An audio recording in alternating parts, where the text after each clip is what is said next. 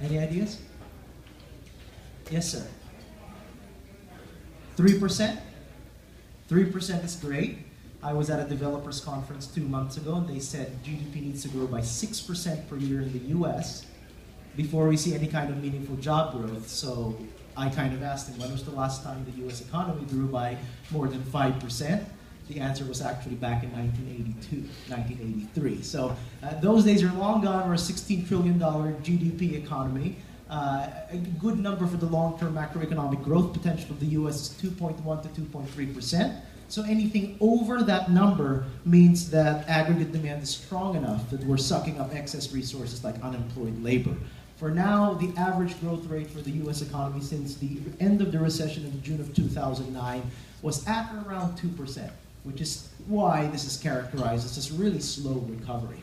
With that said, a lot of property types in which REITs are generally interested have performed at different trajectories. If you read the Wall Street Journal over the last few days and tomorrow, you'll see that REIS, which has been around since 1980, actually provides a lot of their trend data for various commercial property types. Multifamily vacancies are down to 4.2% at the national level, a number we haven't seen in about 11 years. There's only been 2 other times in REIS's history that vacancies fell by below 5%.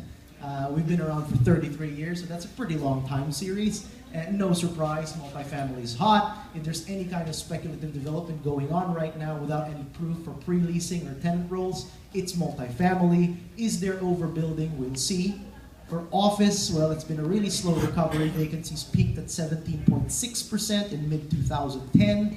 It's descended by a great 60 basis points over the last 2 to 3 years. That's a really paltry rate for a sector like office. For retail, which will be coming out tomorrow, so you guys get the headline figure, flat at 10.5% vacancies for shopping centers across the country. For regional malls, it's more like at 8.2%. So malls are doing slightly better. You've got the Simons of this world basically boasting a 95+% occupancy rate as of June 30, 2013. So there are haves in the world of retail, but by and large, there are also a lot of have-nots. So the recovery in office and retail is nowhere near as broad-based as multifamily, which is why a lot of multifamily investors are feeling either happy or somewhat worried that the party will be over soon.